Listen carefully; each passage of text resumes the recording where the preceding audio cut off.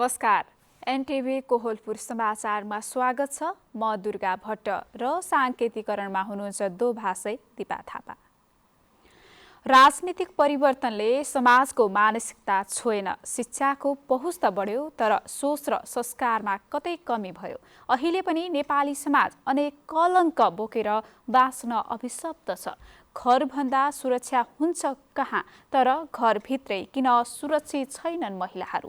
महिला मुक्ति र सशक्तिकरणको मुद्दा देशको राजनीतिमा गएर ठोकिन्छ, तर के राजनीतिक दलहरू समान सहभागिता र अवसरको अभ्यासमा छन्? छैनन्। आजको समाचारमा आजबाट सुरु भएको लैङ्गिक हिंसा विरुद्धको अभियान र अन्त्य हुन नसकेको महिला हिंसाको प्रसङ्ग हुनेछ र हुनेछ वर्षेनी चामलको चुनौती भोग्न बाध्य कर्णालीको कुण्ठा। तर सुरुमा प्रमुख समाचार। लैङ्गिक हिंसा विरुद्धको 16 दिने अभियान आजबाट सुरु। सचेतनाका गतिविधि भए पनि हिंसा भने अन्त्य हुन सकेन। महिलाहरू आफन्तबाटै जोखिममा। हिउँदे अधिवेशनका लागि लुम्बिनी प्रदेशसभालाई स्थायी राजधानीमा सार्ने तयारी। मङ्सिर महिनाभित्रै प्रदेशसभाको भवन निर्माण सम्पन्न हुने।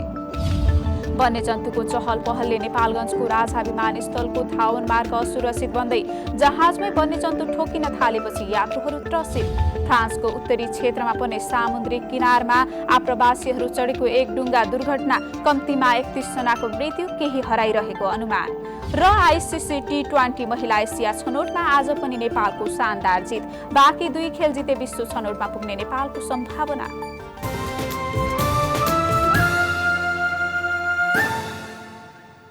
समाचार अब विस्तारमा। लैङ्गिक हिंसा विरुद्धको 16 दिने अभियान आजबाट सुरु भएको छ। घरबाट सुरु गरौँ अभियान, महिला हिंसा अन्त्य गरौँ भन्ने मूल नाराका साथ आजबाट लैङ्गिक हिंसा विरुद्धको 16 दिने अभियान सुरु भएको हो। 75% हिंसा घर र नजिकका आफन्तबाट भएको पाइएकोले मूल नारा घरबाट सुरु गरौँ महिला हिंसा अन्त्य गरौँ राखिएको राष्ट्रिय महिला आयोगले जनाएको छ। दिवसको अवसरमा कार्यक्रम भए पनि लैङ्गिक हिंसा न्यूनीकरणमा भने प्रगति नदेखिएको अधिकार कर्मीहरूले बताउँछन्। बिहीबारदेखि लैङ्गिक हिंसा विरुद्धको 16 दिने अभियानको सुरुवात गरिएको छ। पछिल्ला केही वर्ष यता समाजमा शिक्षित हुने वर्ग र पढे लेखेका व्यक्तिहरूको संख्या बढिरहेको देखिए पनि महिला हिंसा कम भएको नदेखिएको कतिपय अधिकार कर्मीहरूले बताउनु भएको छ। उहाँहरूले अहिले पनि महिलाहरू छाउपडी प्रथा, बाल विवाह, बहुविवाह जस्ता हिंसा सहन बाध्य रहेको र कति महिलाहरू घरेलु हिंसा सहेर बस्न बाध्य रहेको बताउनु भएको छ। अहिले नयाँ बनेको संरचनाहरूले महिलामाथि हुने हिंसाहरूलाई जसरी सम्बोधन गर्नु पर्ने त्यसरी सम्बोधन गर्न सक्नु भएन। हिंसा गर्ने मान्छेहरूले मेलमिलापको कुरामा पर्सै पाइरहेको कुरा छ। समाज पनि मैत्री छैन। कुनै पनि केसहरू लिएर बाहिर गयो भने फेक कुरा गर्नुहुन्छ।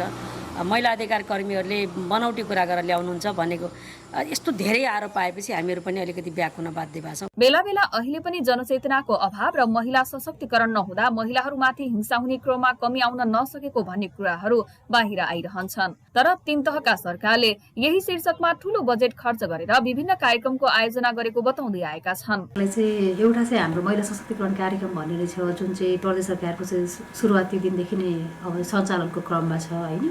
त्यसै गरी हाम्रो विभिन्न सिपी-विकास तालिमहरू महिलाहरूलाई चाहिँ सिपी-विकास तालिमहरू प्रदान गरेर चाहिँ सिपी-विकास तालिम केन्द्र कैलाली र कञ्चनपुरा कार्यालयहरू छ। यिनीहरूले चाहिँ विभिन्न किसिमका चाहिँ आय आर्जन गर्ने खालका सिपहरू चाहिँ महिलाहरूलाई प्रदान गरिरहेको छ। त्यस्तै गरेर महिला सशक्तिकरण सम्बन्धी विभिन्न किसिमका सचेतनामूलक कार्यक्रमहरू, पोस्टर, पम्पलेटहरू, जनचेतनाहरू फैलाउने कामहरू पनि भइरहेको छ। दिवसहरूमा सबैतिरबाट महिला हिंसा गर्नु हुँदैन भन्ने आवाजहरू उठिरहेका भए पनि अहिले पनि अहिंसाका कुरा गर्नेहरूबाट नै महिलाहरू हिंसामा परिरहेको कतिपय अधिकार कर्मीहरूले बताउनु भएको छ। उहाँहरूले जबसम्म महिलाहरू आत्मनिर्भर बन्न सक्दैनन्, जबसम्म महिलाहरूलाई कानुनी अधिकारका बारेमा जानकारी हुँदैन र जबसम्म हिंसा सहनु हुँदैन भन्ने कुराको महिलालाई जानकारी हुँदैन, तबसम्म धेरै महिलाहरू हिंसा सहन बाध्य हुने गरेको बताउनु भएको छ। यसतर्फ सरकारवाला निकायहरूको ध्यान जान आवश्यक रहेको अधिकार कर्मीहरूको भनाइरहेको छ। निर्मला खडायत, नेपाल टेलिभिजन, सुदूरपश्चिम प्रदेश, कैलाली। सबैभन्दा सुरक्षित मानिने घर नै असुरक्षित हुन थालेको छ। झन्डै 75% लैङ्गिक हिंसाका घटनाहरू घरमै चिने जानेका आफन्तबाटै हुने गरेको तथ्याङ्कले बोल्छ। त्यसैले घरबाटै लैङ्गिक हिंसा अन्त्य गर्नका लागि कसले के गर्नु पर्ला भनेर सल्यानका केही नागरिकलाई सोधेका छौं। हेरौं आजको आवाजमा।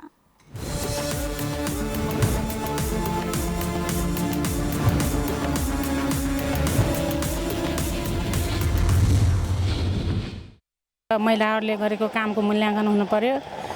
महिलाले पनि केही गर्न सक्छन् भन्ने कुरा विश्वास गर्न पर्यो हैन। अब हिंसा चाहिँ नै न्यूनीकरणका लागि महिलालाई हुने हिंसाका विभिन्न कारणहरूलाई पहिला बुझ्नुपर्ने हुन्छ। यसको लागि चाहिँ विशेष गरिकन महिला हिंसाका प्रमुख कारणमा मध्येमा एउटा मैले के देख्छु भन्दाखेरि चाहिँ नि पारिवारिक तहमा चाहिँ हुने जुन जाँड रक्सीको कुराहरू छ, घरमा यसले गर्दाखेरि कलह निम्त्याउने र यो कारण पनि भइराखेको छ भनेदेखि चाहिँ अर्को भनेको यो विभिन्न महिलाहरूलाई चाहिँ नि सम्पत्तिको कुराहरू छ, यो सम्पत्तिको हकको कुराहरू छ। यसले गर्दाखेरि चाहिँ महिलाहरू आफैमा कमजोर भइराखेका भएर चाहिँ त्यो आफूले खेपिराखेको हिंसालाई पनि लुकाएर बसिराखेका छन्। यस हिसाबले चाहिँ महिलालाई सशक्त बनाइसके पछाडि मात्रै पनि यो हिंसालाई न्यूनीकरण गर्न सकिन्छ होला। म हिंसा गर्दिनँ, म हिंसा सहन्न भन्ने जुन छ, हामीले घरबाट सुरुवात गर्यौँ भने हरेक व्यक्तिको सोचलाई परिवर्तन गर्यौँ भने अवश्य नै लैङ्गिक हिंसा लिङ्गको आधारमा हुने हिंसालाई हामीले न्यूनीकरण गर्न सक्छौँ। नीति कानुनहरू प्रभावकारी रूपमा कार्यान्वयन हुनुपर्छ र अघिल्लो पुस्तामा जसरी रहेको छ घर परिवार समुदाय, पछिल्लो पुस्तामा अहिले सानैदेखि घर परिवार र समुदायले आफ्नो आनी बानी व्यवहार परिवर्तन गर्न सक्यौँ भने पक्कै पनि लैङ्गिक हिंसा कम गर्न सकिन्छ। एउटा कुरा चाहिँ कानुनको एकदम चाहिँ कार्यान्वयन हुनु पर्यो र आम मानिसहरू सचेत हुनु पर्यो। कानुनको कार्यान्वयन जुन राज्यले गर्ने हो त्यसको चाहिँ प्रभावकारी कार्यान्वयनका निम्ति पहल गर्नु पर्यो। महिलालाई चाहिँ केही गर्नुपर्छ भनेर पुरुषहरूले पनि सघाएर उहाँहरूलाई चाहिँ हौसला प्रदान गर्नुपर्छ। विशेष गरी अहिलेको स्थानीय तहहरूले यसमा जागरुक रूपमा भएर विभिन्न जनचेतनामूलक कार्यक्रमहरू मात्र नभएर हाम्रो समुदायमा भएका युवाहरू त्यसमा सबैलाई समावेश गरेर हिंसाबाट प्रभावित भएका व्यक्तिहरू सबैलाई समेटेर विभिन्न कार्ययोजनाहरू बनाएर अगाडि बढ्नुपर्छ।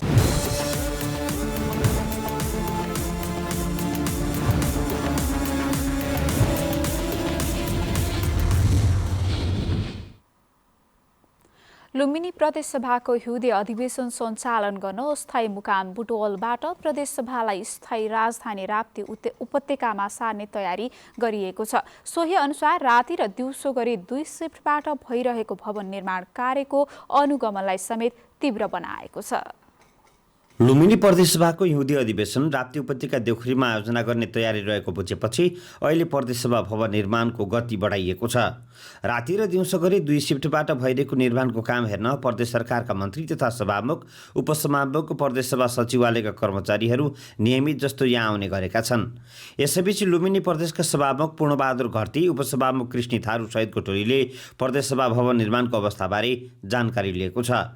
सो क्रममा सभामुख पूर्णबहादुर घरतीले संरचना तयार हुने बित्तिकै प्रदेशसभा स्थायी राजधानीमा सर्ने बताउनुभयो। कुरा के हो भने हामीले पहिले पनि प्रश्न भनेका छौँ, अघिल्लो चाहिँ बर्खे अधिवेशन पनि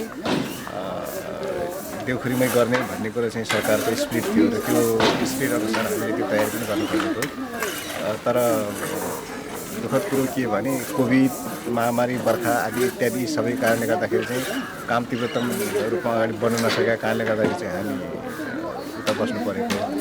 यो संरचना तयार हुने बित्तिकै त हामी त आइहाल्छौँ। अब हिउँदे अधिवेशनको बैठक नयाँ प्रदेशसभा भवनमा आयोजना गरिनेछ।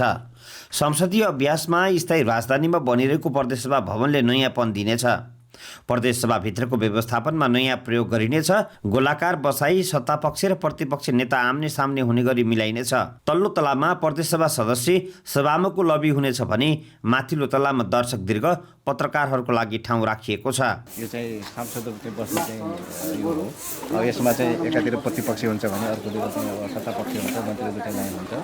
यो चाहिँ माथिल्लो चाहिँ यो त्यो तला हुन्छ, यो माथिल्लो तलामा चाहिँ दर्शक दीर्घहरू, अनि त्यसपछि गएर त्यहाँ चाहिँ पत्रकार बन्धुहरू चाहिँ हुनुहुन्छ, तपाईँहरू जस्तै साथीहरूको त्यहाँ छ। 5 करोड 21 लाखको लागतमा प्रदेशसभा भवन निर्माणको काम चलिरहेको छ। मङ्सिर महिनाभित्र काम सक्ने लक्ष्यका साथ निर्माणको काम जारी रहेको हो। लुम्बिनी प्रदेश स्वास्थ्य जनसङ्ख्या जनसङ्ख्या तथा परिवार कल्याण मन्त्री इन्द्रजित थारूले स्थायी राजधानी स्थापनाको विषय सरकारको पहिलो प्राथमिकतामा रहेको बताउनु भएको छ। आउने आर्थिक वर्षको बजेट सरकारले स्थायी राजधानीबाट निर्माण गर्ने गरी सबै मन्त्रालय स्थानान्तरण गरिने मन्त्री चौधरीले बताउनुभयो। अर्को आर्थिक वर्षको बजेट पनि सरकारले यहीँबाट ल्याउने तयारीसहित हामी लागिरहेको। यसअघि स्थायी राजधानीमा स्थापना भएको पर्यटन, ग्रामीण तथा शहरी विकास मन्त्रालयको कामकाज बुटोलबाटै सञ्चालन गरिएपछि भने मन्त्रालय अहिले सुनसान जस्तै छ। मुख्यमन्त्रीको सम्पर्क कार्यालय स्थायी राजधानीमा स्थापना गरिएको छ, तर मुख्यमन्त्रीको पूर्ण कार्यालय स्थापना गर्नुपर्ने अहिलेको आवश्यकता हो। दशरथ घिमिरे, नेपाल टेलिभिजन, लुम्बिनी प्रदेश, दाङ। मजदात न्यून भएपछि कर्णालीका हिमाली जिल्ला डोल्पा, हुम्ला र मुगुका सबै डिपोमा चामल वितरण बन्द भएको छ। खाद्य व्यवस्था तथा व्यापार कम्पनी लिमिटेडले समयमै चामल ढुवानी नगर्दा अहिले हुम्लाको सिमकोटमा 250, मुगुमा 313 र डोल्पामा 400 क्विन्टल मात्र चामल मौताद छ।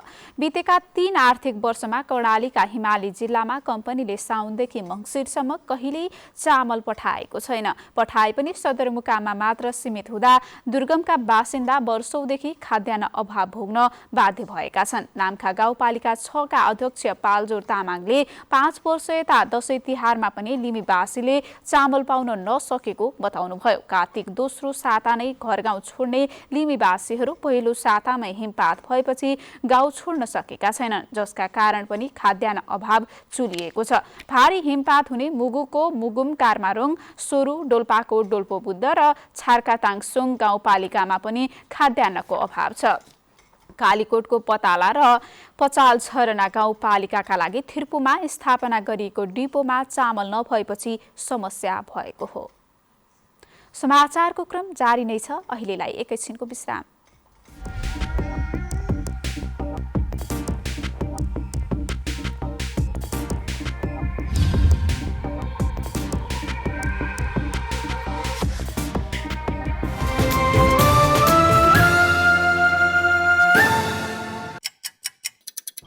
हर घडी हर प्रहर,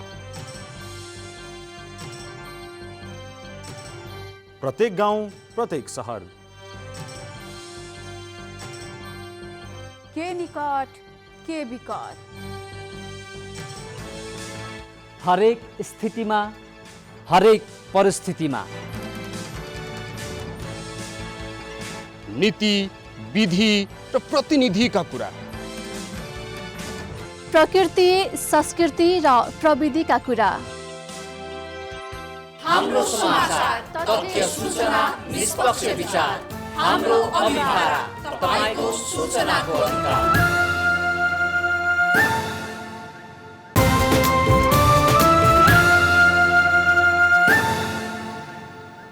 विश्रामपछि समाचारमा पुनः स्वागत छ। अब बाँकी समाचार। पश्चिम नेपालकै हवाई यातायातको ढोकाको रूपमा रहेको नेपालगञ्ज विमानस्थलको धावन मार्ग वन्यजन्तुका कारण असुरक्षित हुन थालेको छ। केही समय अगाडि मात्रै उडान भर्दै गरेको जहाजमा बदेल ठोकिएको थियो। त्यो घटना सेलाउन नपाउँदै फेरि हिजो अवतरण हुँदै गरेको विमानमा स्याल ठोकिएको छ। काठमाडौँबाट नेपालगञ्जका लागि आएको बुद्ध एयरको जहाज विमानस्थलको धावन मार्गमा अवतरण गर्ने क्रममा स्यालसँग ठोकिएको हो। जहाजसँग ठोकिएर स्याल मरे पनि जहाजमा कुनै समस्या नआएको नेपाल नागरिक उड्डयन प्राधिकरण नेपालगञ्ज विमानस्थल प्रमुख सुभाष झाले बताउनुभयो। केही समय अगाडि उडान भर्दै गरेको जहाजमा बदेल ठोकिएपछि धावन मार्ग आसपासको झाडी सफाई गरिएको थियो। सफाई गर्ने क्रममा त्यहाँ वन्यजन्तुको वासस्थान रहेको पाइएको थियो। नजिकै निकुञ्ज भएका कारण वन्यजन्तुको आवत जावत हुने गरेपछि नागरिक उड्डयन प्राधिकरण राजा विमानस्थलले धावन मार्ग सुरक्षित राखिने बताएको छ।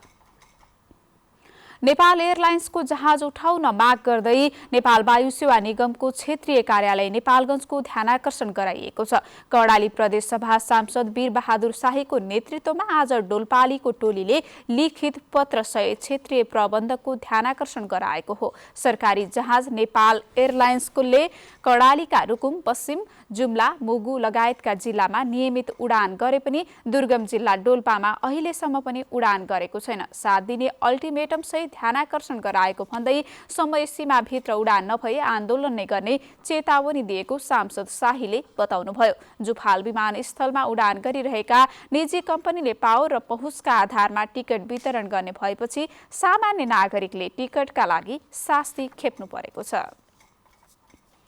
लामो समयदेखि जीर्ण र साँघुरो संरचनाबाट सेवा दिँदै आएको गुल्मीको जिल्ला अस्पतालले अब सुविधा सम्पन्न भवनबाट सेवा प्रवाह गर्ने भएको छ। अस्पतालको अत्याधुनिक भवन निर्माणको काम तीव्र गतिमा भइरहेको छ। गुल्मी अस्पतालमा रहेका भवनहरू साना र सेवाग्राही मैत्री नहुँदा समस्या हुँदै आएको थियो। अब गुल्मी अस्पतालको सुविधा सम्पन्न अत्याधुनिक भवन निर्माणको काम तीव्र गतिमा अगाडि बढेको छ। 2078 साल असार 18 गते सम्झौता भई काम सुरु भएको भवनको 2080 साल असार 17 गतेसम्म सम्पन्न गर्ने गरी काम अगाडि बढेको छ। अस्पताल निर्माणको लागि स्वच्छन्द बानिया जेबी मकवानपुरले 25 करोड 95 लाख 64,203 रुपियाँमा निर्माणको काम गर्न लागेको हो। गत साउन 15 गतेबाट निर्माणको काम सुरु भएको भवनको मङ्सिरको पहिलो सातासम्म 12% काम भएको निर्माण कम्पनीका सहायक इन्जिनियर निरञ्जन ठाकुरले बताउनुभयो। यही गतिमा काम भए अबको 1.5 वर्षभित्र काम सम्पन्न हुने उहाँले बताउनुभयो। अहिले चाहिँ हामी यो काम 12% खतम गरिसकेका छौँ। अहिले 24 आवर चलिरहेछ। हाम्रो काम ध्रुव गतिमा अगाडि बढ्दै जान्छ सर। अब भवन निर्माणका लागि दिन रात गरेर 24 घण्टा काम भइरहेको छ। नयाँ भवनमा आइसियु, सर्जिकल, मेडिकल, चिल्ड्रेन उपचार कक्षको छुट्टा छुट्टै व्यवस्था सहितको हुने गुल्मी अस्पतालका प्रमुख डाक्टर उत्तम पच्याले बताउनुभयो। धेरै कुराको लागि चाहिँ हामीले प्लान गरेको छ। त्यसमा चाहिँ मल्टी स्पेशलिटी सर्भिस चाहिँ त्यसमा चाहिँ अब आइसियुको चाहिँ छ, अनि त्यसपछि ज्येष्ठ नागरिकहरूको छ सुविधा हैन। अरू त यही एभाइलेबल कुराहरू हो र अब आवश्यक पर्यो भने चाहिँ मल्टी सुपर स्पेशलिटी सर्भिस पनि दिन सकिन्छ। सेवा त चलिरहेछ। अनि तर कस्तो छ भन्दाखेरि हामी सोचे जस्तो बिरामी चाहिँ भर्ना हुन आउँदाखेरि बेडहरू नपाउने हैन, चाहे जस्तो बिरामीहरू चाहिँ भर्ना पनि गर्न नसकिने। नयाँ भवन निर्माणसँगै गुल्मीमा थप सेवा विस्तार हुने भएकाले गुल्मीवासीको लागि ठूलो कुरा रहेको स्थानीयको भनाइ छ। दैनिक चाहिँ पाल्पा, बुटोल, काठमाडौँ रिफर भएको भइछन् र यहाँ सुविधा सम्पन्न हस्पिटल बन्यो भने यहाँका चाहिँ बिरामीहरूले यही चाहिँ थप सुविधा पाउनेछन्। अहिले गुल्मीमा स्तरीय स्वास्थ्य सेवाको अभावमा स्थानीयहरू पाल्पा, बुटोल, काठमाडौँ धाउनुपर्ने बाध्यता छ। अस्पतालको नयाँ संरचना निर्माणसँगै उपचारकै लागि पाल्पा, बुटोल र काठमाडौँ जानुपर्ने बाध्यता अन्त्य हुनेछ। अनिल खत्री, नेपाल टेलिभिजन, लुम्बिनी प्रदेश, गुल्मी। जंगलमा फिरन्ते जीवन बिताउँदै आएका राउटे समुदायको संख्या बढेको छ। स्थायी बसोबास, आधुनिक उपचार पद्धति, शिक्षा, कृषि तथा पशुपालनदेखि टाढा रहेको राउटे समुदाय कर्णाली प्रदेश र आसपासका जंगलमा फिरन्ते जीवन बिताउने नेपालकै अति लोपोन्मुख जाति हो। 46 घरधुरी रहेका राउटेको संख्या यसअघि 141 रहेको थियो। एक साता अघि राउटेहरू बनगाड कुपुण्डे नगरपालिका 3 को कारा गाउँमा सरेका छन्। सोही क्षेत्रमा बसाई सरेका राउटेको पनि गणना गर्दा उनीहरूको संख्या 144 पुगेको छ। 75 महिला र 69 पुरुष गरी 144 पुगेको स्थानीय जनगणना अधिकारी धर्मराज ढकालले बताउनुभयो। उहाँका अनुसार राउटे बस्तीमा उनीहरूको विवरण संकलन गर्न 2 दिन लागेको थियो। यसैबीच राष्ट्रिय जनगणना अन्तर्गत तथ्याङ्क लिने काम आजबाट सकिएको छ। प्रत्येक 10 वर्षमा हुने जनगणना अभियान कार्तिक 25 गतेबाट सुरु भएको थियो। सरकारले देशभर 40,000 गणकका साथै 8,000 बढी सुपरिवेक्षक परिचालन गरेको थियो। नेकपा एमालेको 10औं महाधिवेशनमा जाने सवारी साधनलाई मध्यनजर गर्दै आज साँझदेखि बुटवल नारायणगढ सडक खण्डमा मालवाहक साधनमा रोक लगाइएको छ। पूर्वी र पश्चिम नवलपरासीको सुरक्षा समितिको बैठकले आज साँझदेखि मालवाहक साधनलाई बुटवल र भैरहवामा रोक्ने निर्णय भएको पश्चिम नवलपरासीका प्रमुख जिल्ला अधिकारी धर्मेन्द्र कुमार मिश्रले जानकारी दिनुभयो। पश्चिमबाट आउने मालवाहकलाई बुटवलमा रोकिनेछ भने भारतबाट आउने सवारीलाई भैरहवा रोकिनेछ। आज साँझदेखि भोलि बिहान 10 गते राति 12 बजेसम्म मालवाहक साधन नारायणगढ बुटवल सडक खण्डमा चल्न नपाउने भएका छन्।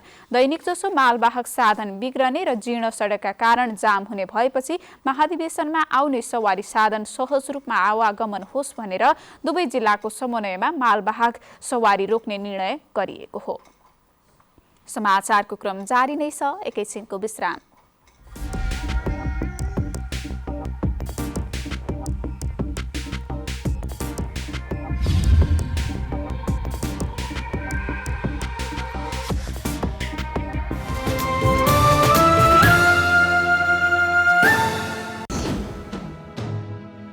समावेशी आवाज, समावेशी चरित्र,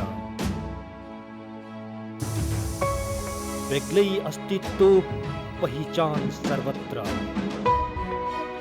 दृश्यहरूको भिडमा तपाईकै दृश्य, कला, संस्कृति र प्रकृतिको शब्दचित्र। अनुहारहरूको भिडमा तपाईकै अनुहार, अनेक नेपालीको एक अनुहार। एनटिभी कोहलपुर।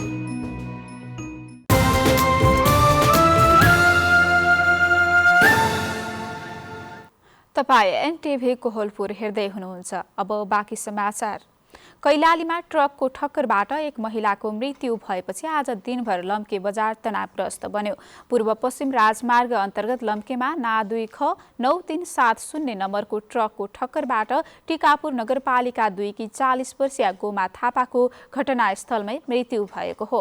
अहिले आफन्तले शव उठाएका छन्। दिउँसो बन्द गरिएको बजार खुलेको र यातायात पनि सञ्चालनमा आएको प्रहरीले बताएको छ। ठक्कर दिने ट्रकमा आगजनी समेत गरेका छन्। घटनाको विरोध गर्दै राजमार्गमा स्थानीयको प्रदर्शन बढ्दै गएपछि स्थिति नियन्त्रणमा लिन प्रहरीले आधा दर्जन सेल अश्रु ग्यास प्रहार गरेको थियो। अब अन्तर्राष्ट्रिय समाचार।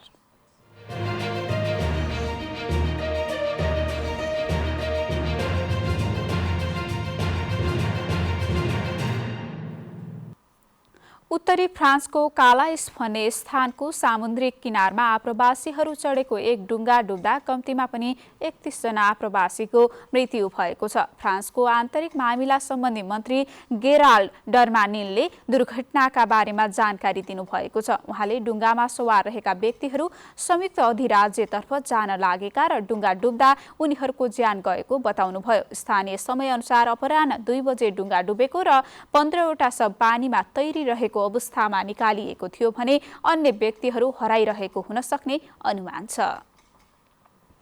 सोमालियाको राजधानी मोगादिसु नजिकै आज भएको एक कार बम विस्फोटमा परि कम्तीमा 5 व्यक्तिको मृत्यु भएको छ। विस्फोटमा अन्य 15 जना घाइते भएका छन्। आक्रमणको कारण थाहा नभएको सुरक्षा स्रोतले जानकारी दिएको छ। विस्फोटको जिम्मेवारी तत्कालै कसैले लिएको छैन, तर जिहादी अल शबाब समूहले मोगादिसुमा यसअघि पनि यस प्रकारको आक्रमण गराउँदै आएका कारण आज भएको आक्रमण पनि यसै समूहको हात रहेको अनुमान गरिएको छ।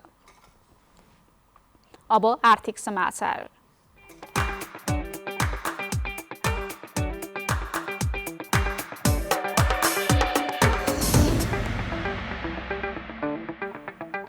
सुन चाँदी बजारमा आज छापावाल सुनको मूल्य प्रतितोला 100 रुपैयाँले घटेर 91,700 रुपैयाँ कायम भयो। हिजो प्रतितोला 91,800 रुपैयाँमा कारोबार भएको थियो। नेपाल सुन चाँदी व्यवसायी महासंघले सार्वजनिक गरेको विवरण अनुसार तेजाबी सुनको आजको मूल्य प्रतितोला 91,200 रुपैयाँ तोकिएको थियो। यसको मूल्य हिजो प्रतितोला 91,300 रुपैयाँ थियो। त्यस्तै चाँदीको मूल्य अघिल्लो कारोबार मूल्यका तुलनामा प्रतितोला 5 रुपैयाँले मात्र बढेर 1,230 रुपैयाँ पुगेको महासंघले जनाएको छ। अन्तर्राष्ट्रिय बजारमा सुनको मूल्यमा आएको उतार चढाव अनुसार नेपाली सुन चाँदीको बजार प्रभावित हुँदै आइरहेको छ। अब खेलकुद समाचार।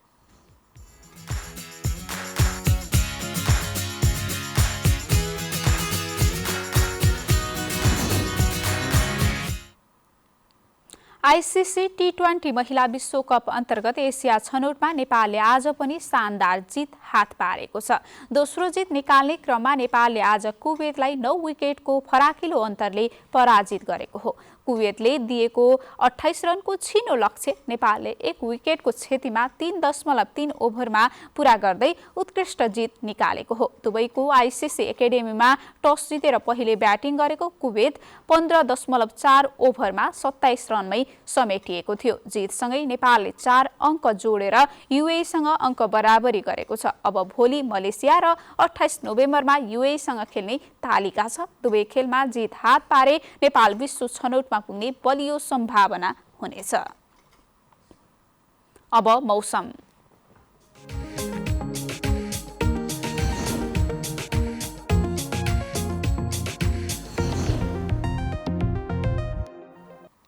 आज देशका पहाडी भूभागमा आंशिकदेखि सामान्य बदलिरही बाँकी भूभागमा मौसम सामान्यतया सफा रह्यो। आज राति पनि प्रदेश नम्बर 1 बागमती र गण्डकी प्रदेशको पहाडी भूभागहरूमा आंशिक बदलिरही बाँकी भूभागमा मौसम सामान्यतया सफा रहनेछ भने उच्च पहाडी तथा हिमाली भूभागमा 1-2 स्थानमा हल्का हिमपातको सम्भावना रहेको छ। अब मौसम सम्बन्धी थप विवरण।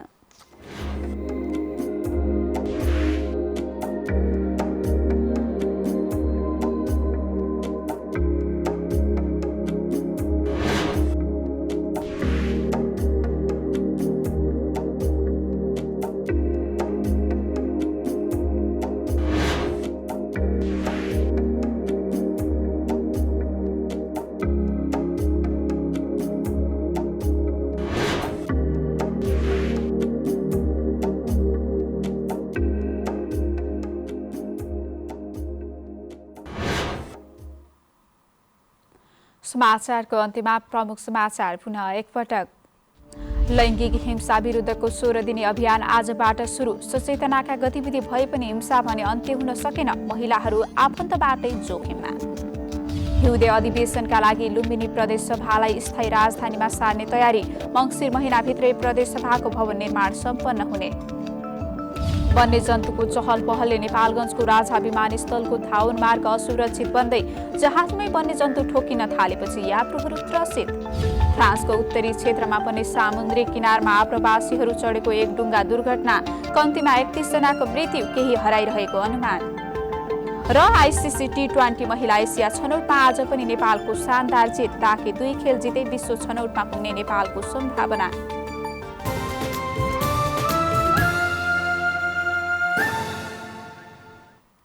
हवस् त अहिलेलाई समाचारको सिलसिला यति नै। बिदा दिनुहोस्। नमस्कार।